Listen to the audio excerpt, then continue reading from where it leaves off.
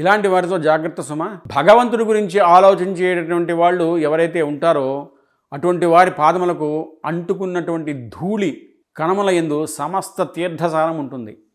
అందుకే వారు ఎవరింటికైనా వచ్చి గడప దాటితే భగవంతుడు కూడా పరవశించిపోతాడట. రెండవది, వారి పాదము ఇంట్లో తగిలింది కాబట్టి అప్పటి వరకు కలిసి రానిది కూడా విడిచిపెట్టి పారిపోతాయి.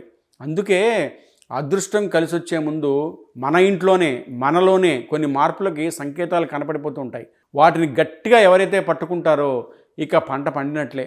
మీ ఇంటికి వచ్చేవారు ఎవరో మీకు తెలియదు కాబట్టి వచ్చిన వారిని ఆదరించండి, మర్యాద చేయండి. ఎప్పుడు ఎలాంటి పరిస్థితుల్లో కూడా ఉద్దేశపూర్వకంగా కానీ పొరపాటున కానీ మీరు కానీ మీ ఇంటి సభ్యులు కానీ చేదరించుకోవటం అసహ్యించుకోవటం అస్సలు చేయకూడదు. ఒక్కసారి జరిగిందో ఇక ఆ ఇంటిని ఇక బాగు చేయలేరు. తస్మాత్ జాగ్రత్త.